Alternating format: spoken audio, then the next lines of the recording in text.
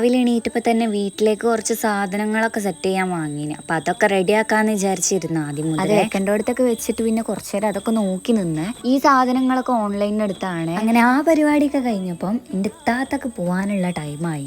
ഇത്താത്തൻ്റെ മോനും കൂടി പോവാന്ന് വിചാരിച്ചത് ആ വണ്ടിയൊക്കെ എടുത്ത് പോവാണ്. അപ്പം അത് നോക്കി നിൽക്കലേ പിന്നെ എനിക്ക് വേണം. അങ്ങനെ ഓരോ പറഞ്ഞിട്ടിട്ട് ഞാൻ കുറച്ച് വെള്ളം കുടിച്ച് കുറച്ച് നേരം കിച്ചണിൽ അങ്ങോട്ടും ഇങ്ങോട്ടൊക്കെ നടന്നപ്പോഴാണ് ഞാൻ ശ്രദ്ധിച്ചത് നല്ലോണം വെയിലടിക്കുന്നുണ്ട് എന്നിട്ട്. അപ്പോൾ കാണാൻ നല്ല രസമുണ്ടായിരുന്നു. അപ്പോൾ കുറച്ച് വീഡിയോസൊക്കെ എടുത്തു. അതിൻ്റെ ഇടയിൽ കണ്ടതാണ് ഈ കപ്പ്. സത്യം പറഞ്ഞാൽ എന്തൊരു രസമാണ് ഈ കപ്പ് കാണാൻ. കണ്ടപ്പോൾ തന്നെ ചായ കുടിക്കാൻ തോന്നിപ്പോൾ എനിക്ക്.